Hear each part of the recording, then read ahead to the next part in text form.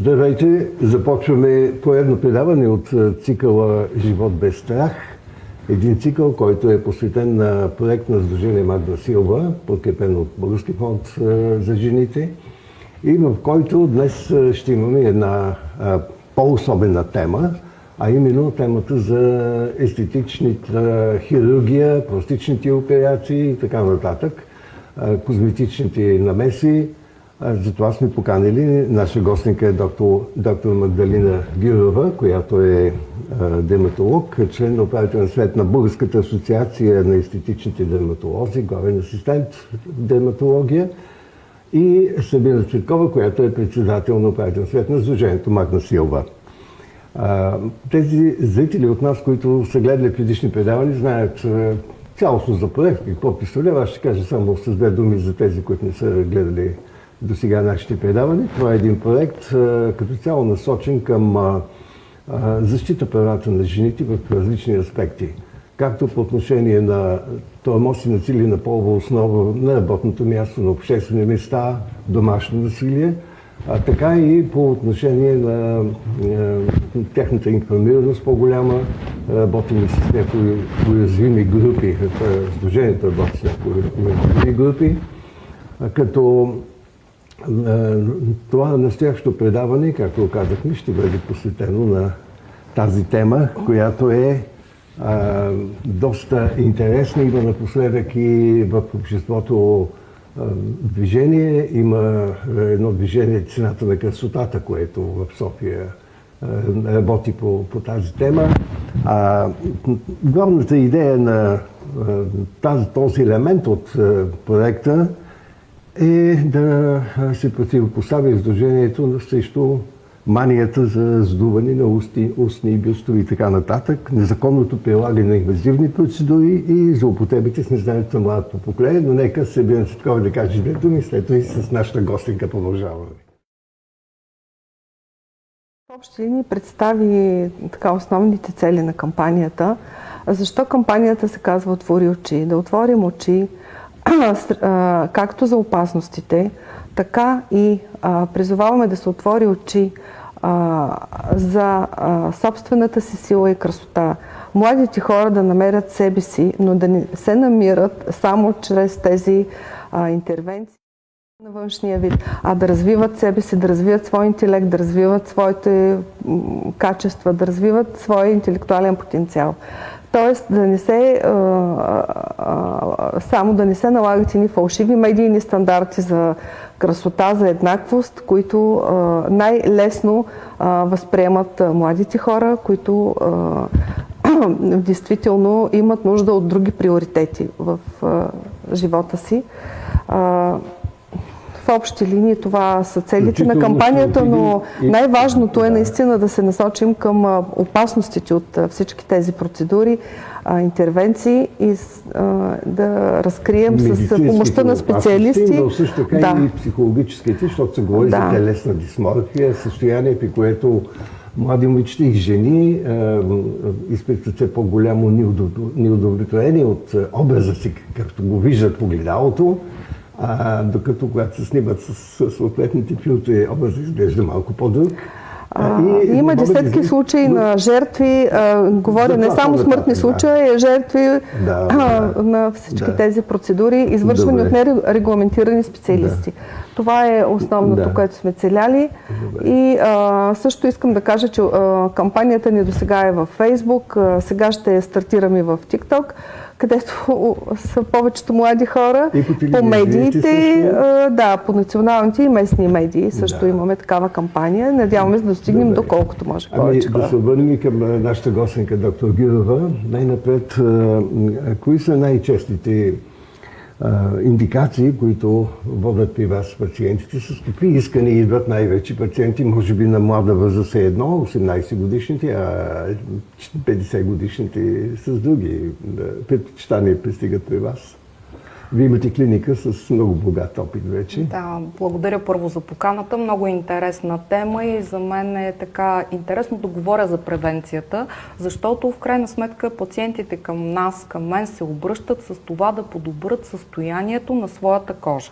Когато те са млади, разбира се, ние работим основно за лечение на акне, за заличаване на определени несъвършенства, за подобряване на състоянието, как изглежда кожата, да не е толкова мазна, да въобще всякакви проблеми, които са свързани. По-възрастните дами, разбира се, освен с чисто дерматологичните, защото, за съжаление, кожата ни е най-големия орган, тя се вижда от всякъде и всеки иска да изглежда добре, нали, ние имаме вече стандарт на живот различен.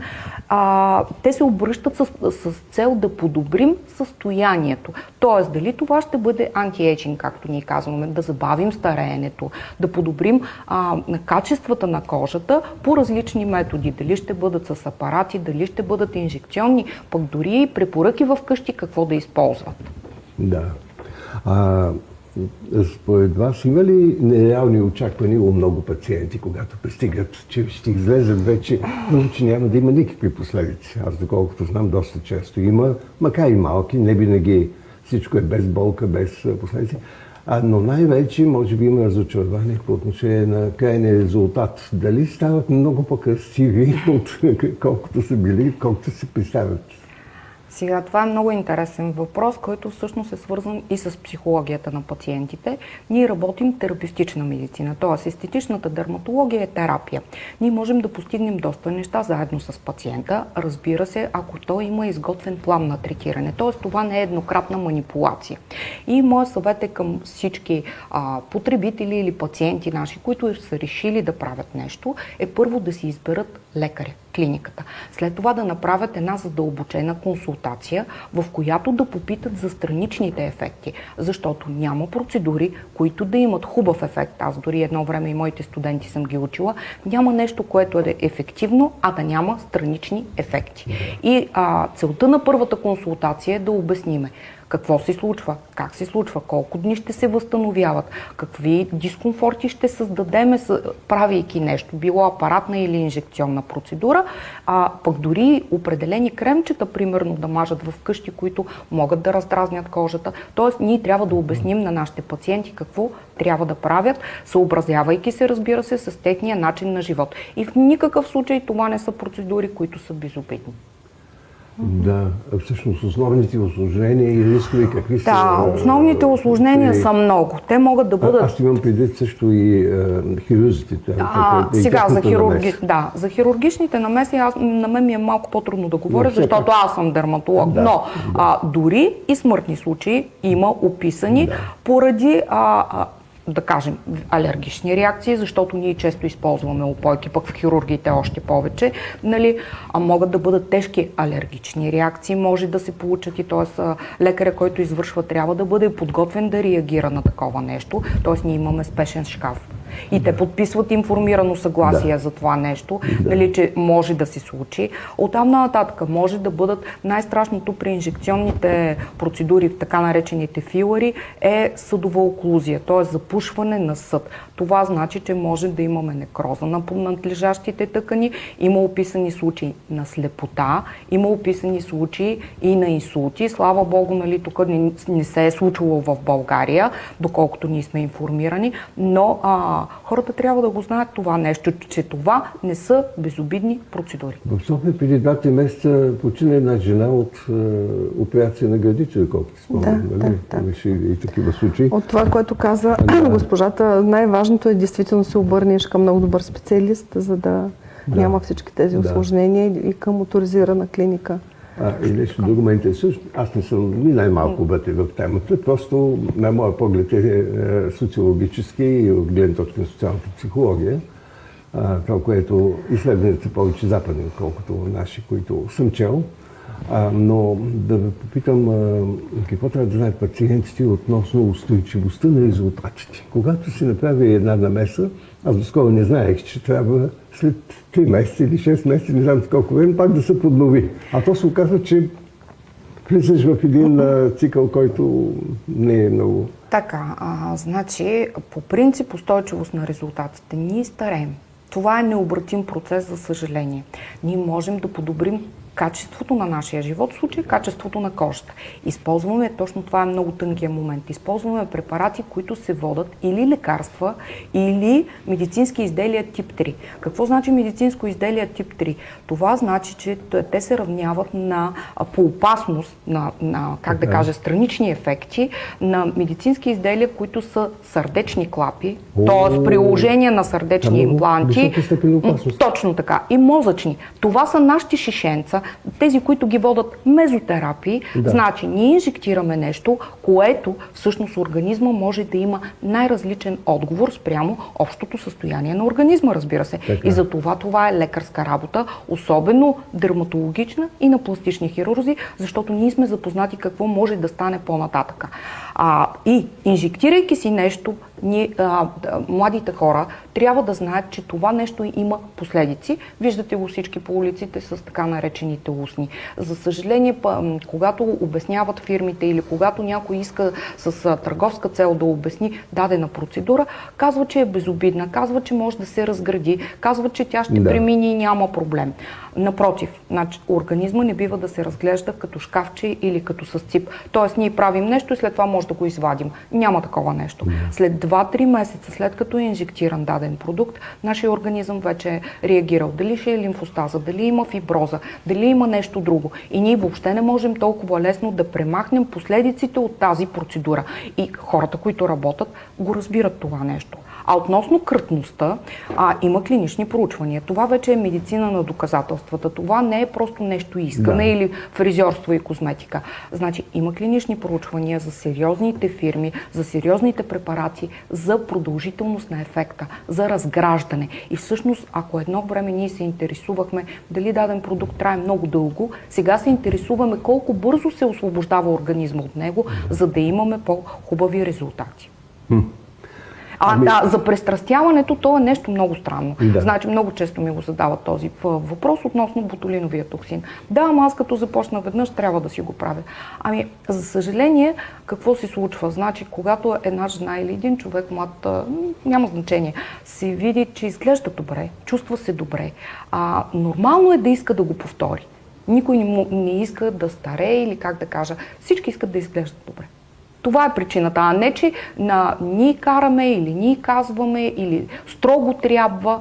Другия въпрос е дали ще... Но се разгражда това вещество постепенно, така че то наистина се налага от някаква гледна точка. Сега, специално за ботулиновия токсин, тъй като е лекарство, ние знаем, че на 15-та минута той вече е фиксиран в невроните и т.е. ние нищо не можем да направим, той вече го няма, т.е. той действа, но има продължителност на ефект и това във всяко флаконче 4 месеца. 4 месеца. За хиалуроновите филари спрямо производител и така нататък са най-различни, общо взето около година. Но, пак казвам, това са процеси на стареене. Ние работим не само с това, ние работим и с енергийно базирани устройства, т.е. мъчим се да забавиме тези процеси и всъщност изкуството е да комбинираш няколко неща, няколко процедури, правилните, за да постигаш по-добри резултати и пациента да няма чак толкова нужда постоянно да бъде, как да кажа, обвързан с тези неща. Аз имам пациентки, които идват 2 пъти годишно в България, живеят в чужбина, идват 2 пъти годишно, ние 2 пъти годишно правим нещо и те изглеждат прекрасно. Беше за мен поне ново, предполагам за част от нашите зрители и слушатели също ново. Благодаря ви, че бяхте така откровена да кажете нещата както са. Между другото, нашата режисьорка, докато говори доктор Гюрба, може да пусне и 2 слайда от процедурите, които се извършват в клиниките. Да продължим нататък. Значи, какъв е вашия ангажимент? Аз съм убеден, че има такъв професионален и етичен, когато примерно дойде едно младо момиче и иска да се направят някакви процедури, от които тя според вас няма нужда. Имате ли ангажимент да й обясните, да не...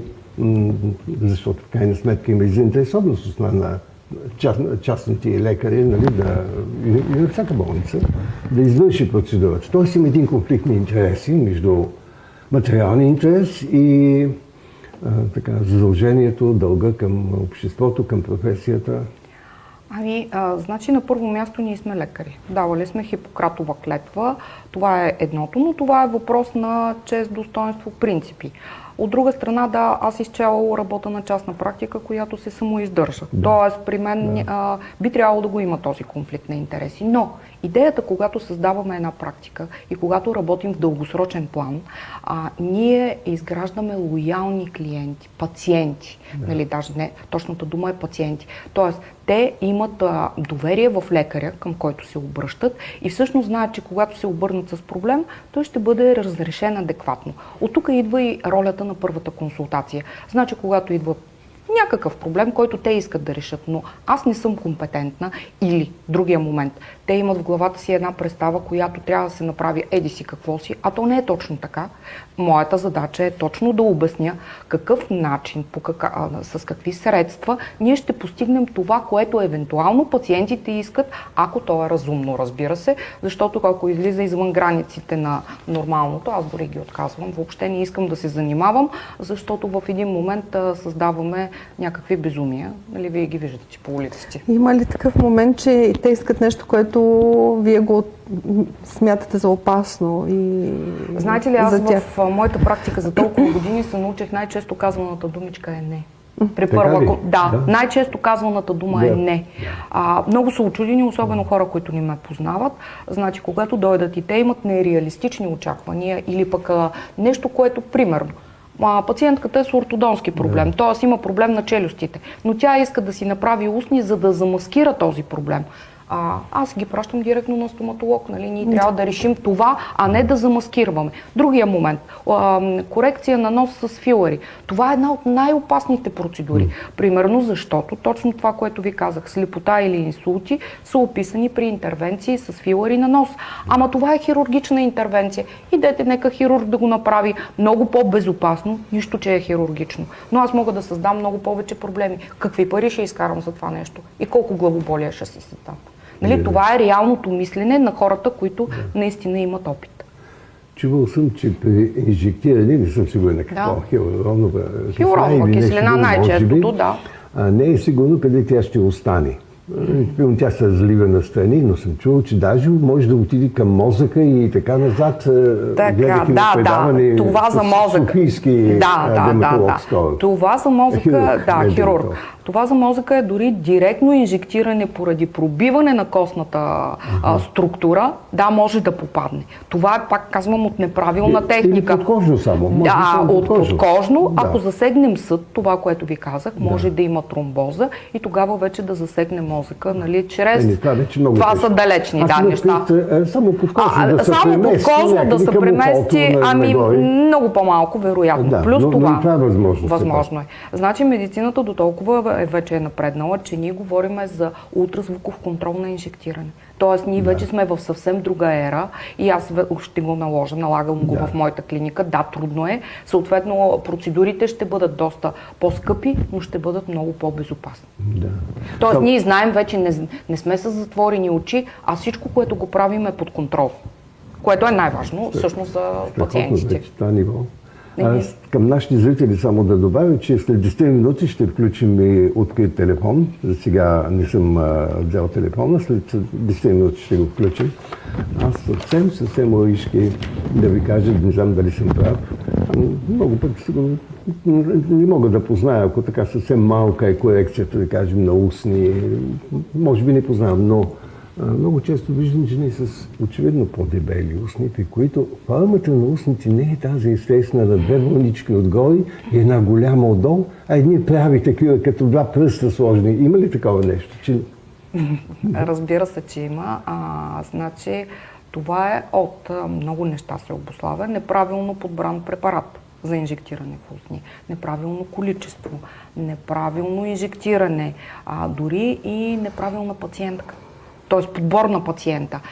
Всичко това има значение, за да получим красиви резултати. Аз само това, което мога да кажа, естетичната дерматология си е свършила работата, когато ви видите една жена или мъж, няма значение, който изглежда прекрасно, без да разберете какво е правено. Ако то се вижда, както казвам, от вратата, че нещо е направено, значи доктора не си е свършил работата.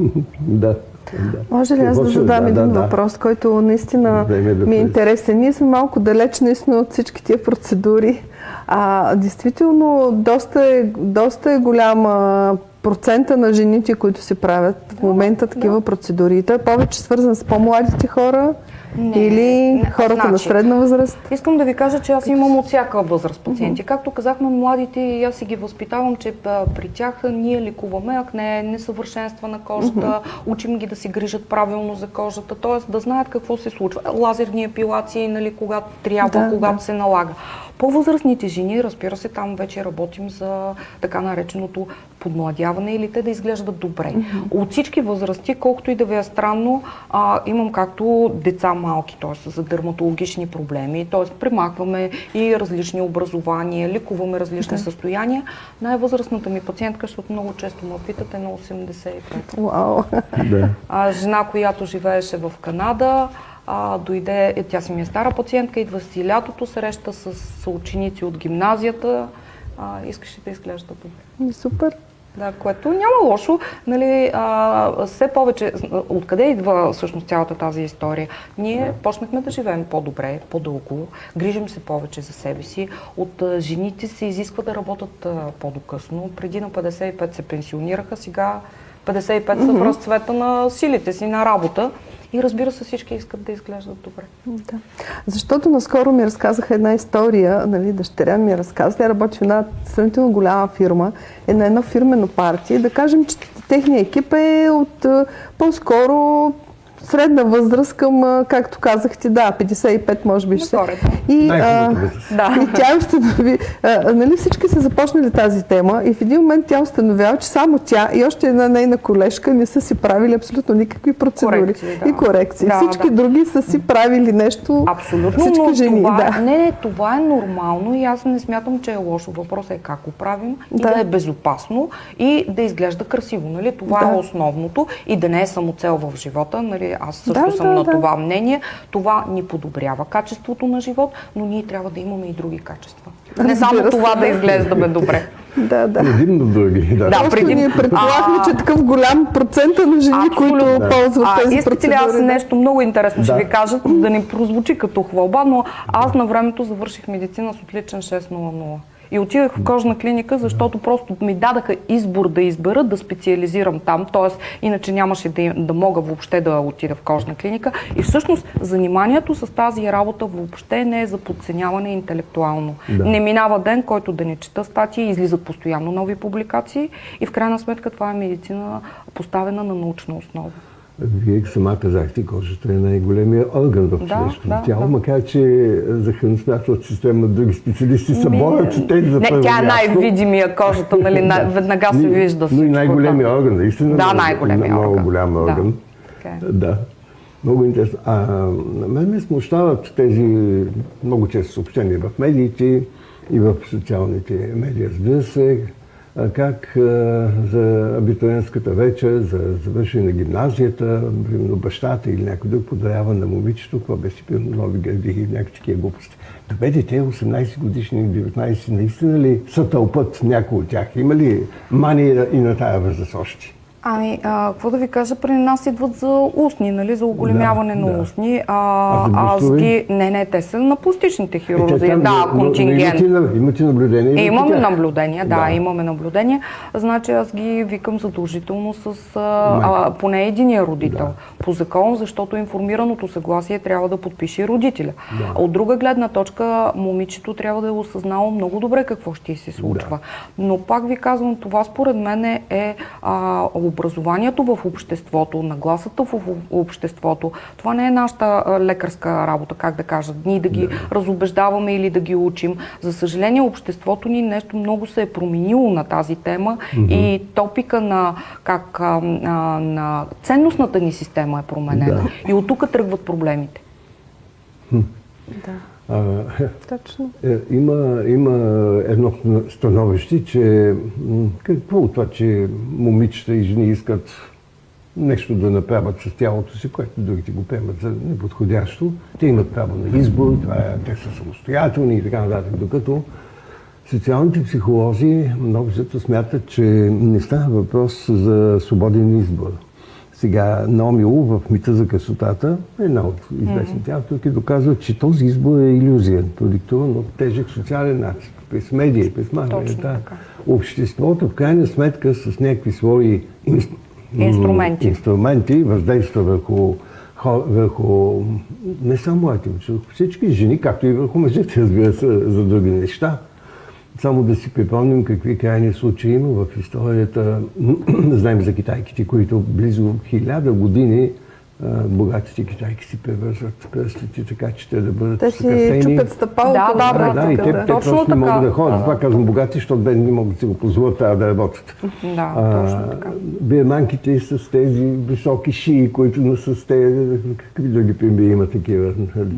Много са примерите за това как жените, усети. подавайки се на външен и социален натиск, променят лицата, телата си. То това през цялата история на човечеството, според мен има някакъв такъв... на моменти сега се сещам за нещо, как са се мажели с... подскажете ми, избелващи препарати, вещества, съдържащи олово. Точно така, токсични, които всъщност не са за използване, за да са с бяла кожа. Да са с бяла кожа, което води до много увреждания им дори Абсолютно, за организма са токсични. И то са го правили кралици, принцеси, са с бяла кожа и така. Ами, какво да ви кажа, значи най-големия проблем е като дойдат с снимки от интернет. Дали е Фейсбук, дали е Инстаграм и показват и казват, аз искам да приличам на Едика, нали, на тази снимка. Ама тя има ген, нали, всеки от нас има идентичност. Аз не мога, никой не може да направи, нали, някой да прилича на друг. Това е безумица. Може ли аз на Рендилон да ме направя? Имам сини очи по него. Да. Така че за мен ние трябва да проповядваме всеки да запазва идентичността и красивата част от себе си. Идентичност. Да. И разбира се, ако може нещо да се подобри, би било добре. Ако не може, но идентичността е най-красива. Наистина. Да. Това е най-големия проблем, как виждаш еднакви лица и в един момент ние, така обикновените хора, ние може да ги разпознаем кой е. Аз също не мога да ги разпозная. Значи, чисто като професионалист, аз също не мога да ги разпозная, всички са еднакви. Но аз не смятам, че това е правилно. Не е правилно. Ти просто губиш себе си, така да се каже. Така, идентично. Още нещо искам да кажа, което винаги ме е стряскало. Ти по този начин подценяваш своите родители и прародите, които са вложили в теб тези гени да те създадат. И те явно са се харесвали, за да се съберат всъщност това ти виждаш своето семейство. Точно така. Ами, много интересно. Сега, по повод тези извънмерни излишни силикони, които се слагат, има изследвания, не в България, нали, на Запад, в Щатите и Западна Европа, как се отнасят мъжете към това. По принцип, мъжете харесват по-изявени гърди и задни части, но от друга страна, когато вече са изкуствени, когато се допрат до силикон, всички са възмутени, разочаровани, не всички, 90% е достатъчно. Тоест, на пръв поглед мъжете харесват тези форми, но на втори вече, когато разбират, че една жена личи, че е работила върху лицето си, това аз даже не съм правил лично аз проучване в Пловдив, но поговорих с 7-8 човека на възраст около 40-те. Подхвърлят тези жени, които имат видими белези на намеси по лицето. Просто ни подути устни нещо такова, което аз не съм сигурна точно в това проучване, защото аз мисля, че човек предварително вижда, нали, човека дали има намеси. Т.е. преди да се запознае и да направи връзка с него по-близка. Аз говоря, примерно в дискотека, запознават се с някакви момичета, момчета, мъже, неща, според мен, нали? Абсолютно, да. Аз говорих точно с група, която ходи, ергени, които ходят на барови, дискотеки и така нататък. Ами, то вижте, въпросът е кой какво си търси. Нали? В крайна сметка, дали иска сериозна партньорка за изграждане на семейство, нали, развитие и така нататък, или просто някоя кукла Барби, която да му краси дома. Не знам, те са по-скоро психологични аспекти, но аз това, което държа да подчертая е, че всяка корекция, която е направена правилно, тя не личи. Не си личи, Дори и аз съм виждала на мои пациентки и гърди, нали, поставени, ние ги събличаме да правим епилации и работи. Ако те не кажат, няма да разберем. Но това е правилната корекция. Точно Това мислех да задам като въпрос, защото вие имате наблюдения. Има една такава тенденция, която може би не е толкова голяма.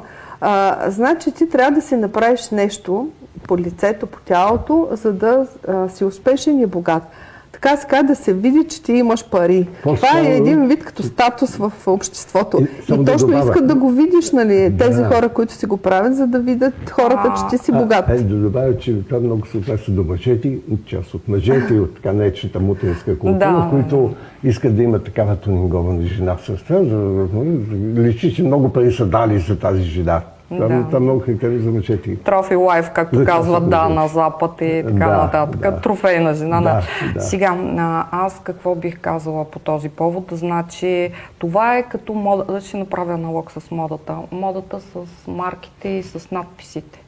Когато човек е богат, носи дрехи, които нямат надписи. И никой не разбира, то си личи по качеството, по излъчването, по начина, по който се носи. А това да демонстрираме само, че имаме пари, то е същото, нали? Това, че ще си сложиш устни, ще направиш гърди, това не те прави по-богат. Не те прави и по-умен. Да. Но има и демонстрация, че можем да си го позволим. Но тя една чанта може да струва много повече от една операция за гърди. Така че тук нещата са много странни. Обществото ни, пак казвам, има нужда, според мен, много еволюция. На Запад не е така. Аз всички си правят много работа, защото аз контактувам с колеги, нали, ние се обучаваме, взаимно обменяме информация. На Запад много се работи, но там първото нещо, когато отидем в клиника, дамите казват, да не личи. Аз искам това. Да не личи. Тук има ли така, че те искат да Има такива пациенти. За радост те не са мои. Много рядко идват при мен такива дами.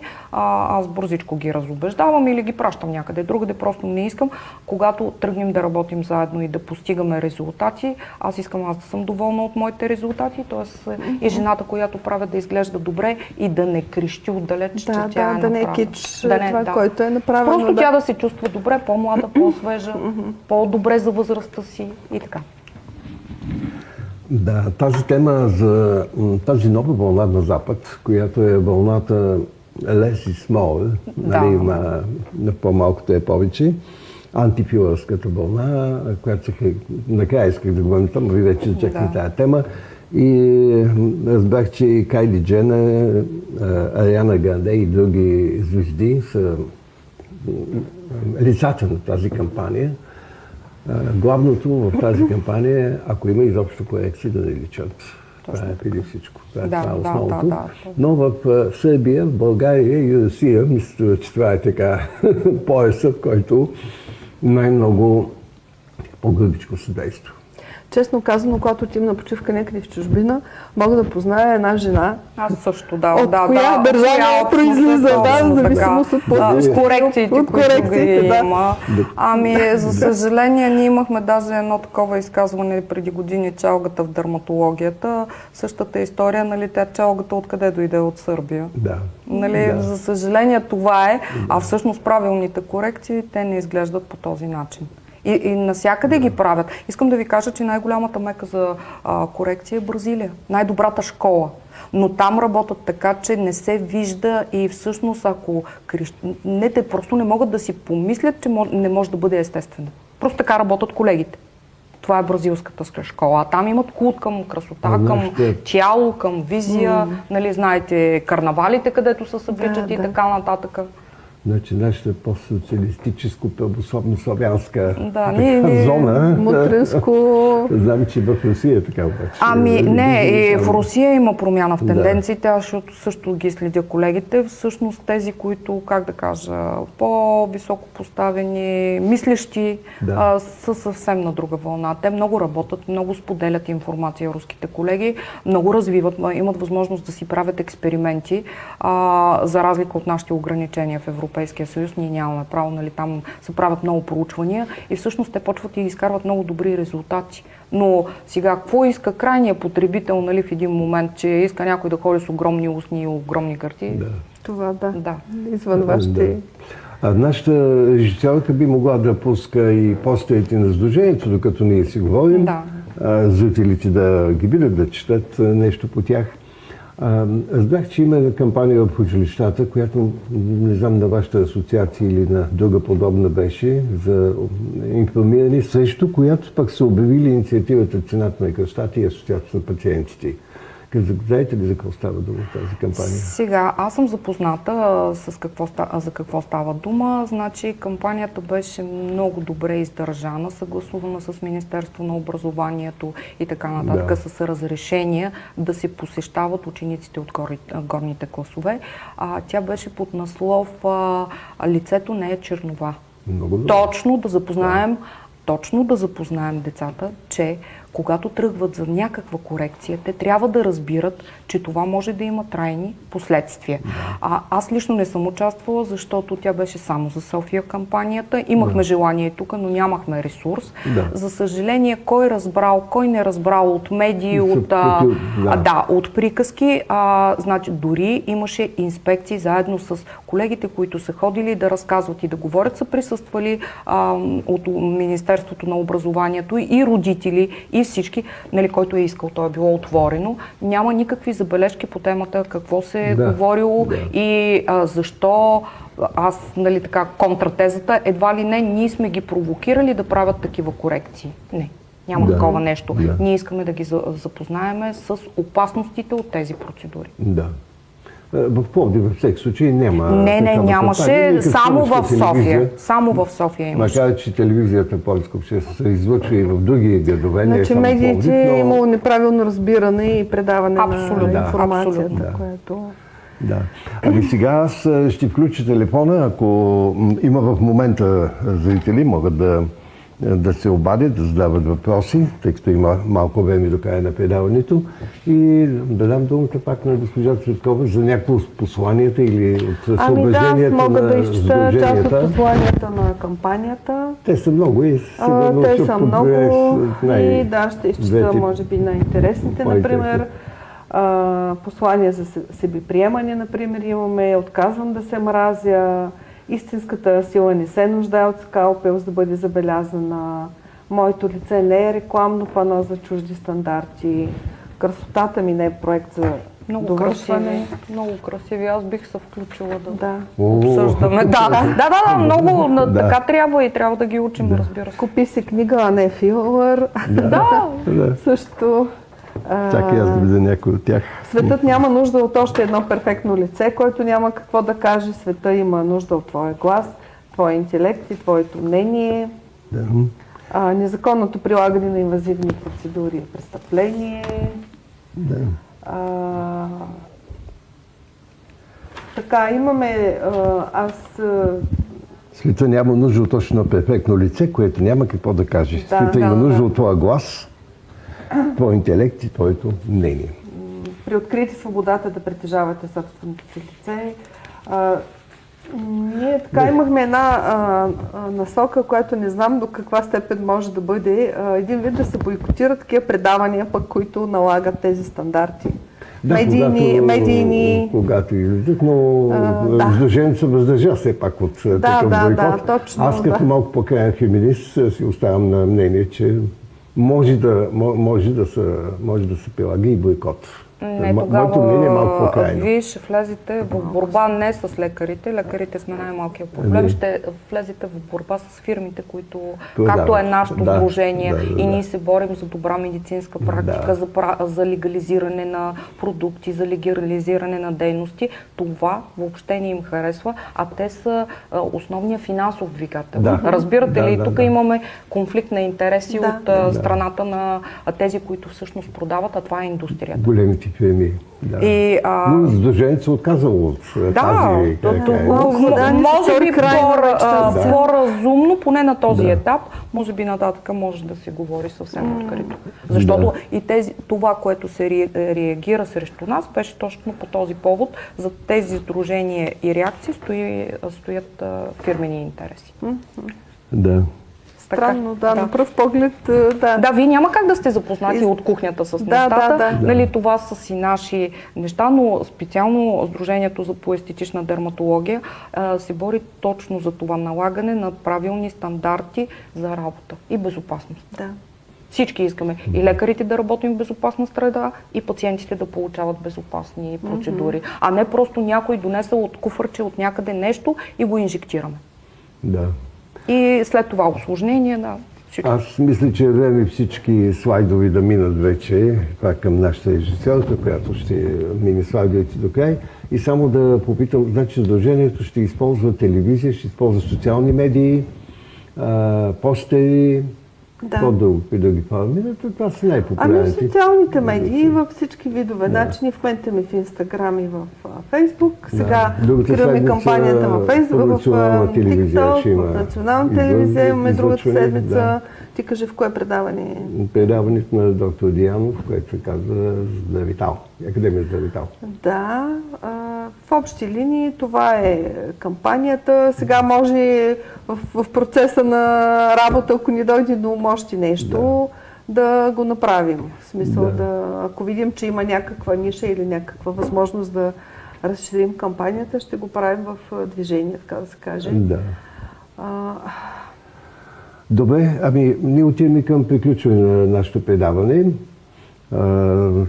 Последните слайдове ще минат, закриването на предаването и благодаря на доктор Гюрова, благодаря и на Сабина Цветкова. И ако така нещо излезе, някаква новина, някаква идея наша по тази тема, ще се радвам пак да гостувате и да направим едно хубаво предаване по друга тема. Благодаря и на двете. Благодаря ви и аз.